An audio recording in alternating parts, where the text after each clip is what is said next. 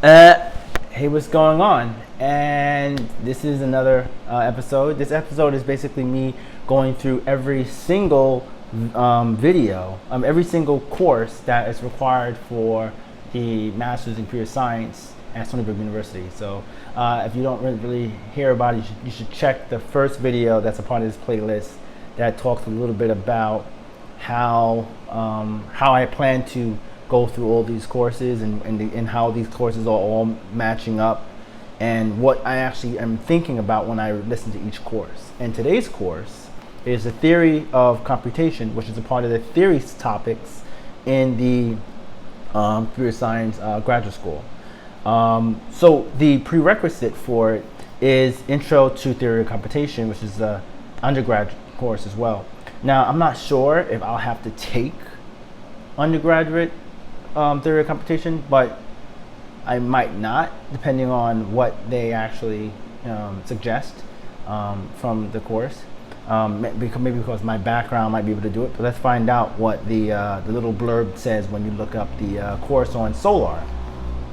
So it says here, Theory of Computation, a course on topics including models of computation, finite state machines, stack machines, Turing machines, Church's thesis, computability theory, halting, computer and unsolvability, introduction to recursion theory, complexity measures, time and space, hierarchy, and MP complete problems. Okay, so quite honestly, like a lot of this is not stuff I actually studied about. I have heard about the Turing machine, halting, Church's thesis, finite machines, stack machines, and unsolvability, but I don't necessarily have to worry too much. My in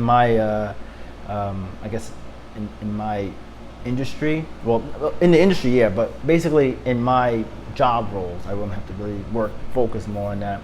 But the idea of computation does apply to these things, and there's a few books that I actually have read that would help with understanding these things, and there's a few movies that actually came out with them. So I probably would start looking at those books and watching those movies. Then I probably would go on to the like Coursera, and I would try to find a course that is available that talks about these things. I really telling everybody right now that if you're going to go back to school, you want to have Coursera. You want to have Coursera as a way to get your feet wet in the projects, the courses that you're basically looking to get to. People can use Coursera and learn the stuff and be done with it, or you can use Coursera as a way to bridge the gap of the understanding. That's basically what I think is important. Bridging the gap of understanding is important when you're trying to learn new topics that are not necessarily as important, or not. No, bridging the gap of topics that you don't quite understand, so you can become more familiar over time. And one of the things about Coursera is that you can do things on a daily basis, or have a whole bunch of videos. And I may make a video about Coursera and how these courses are, or when I find the courses online and the ones I've looked at, I'll add them to the description below. That's just me saying. I like that. Okay, so basically with this particular course, I don't really have too much to actually put into this video to the remaining amount. I think I have about 4 minutes left. No, I have 1 minute left. All right, so the idea between this is probably really important. Will I take it?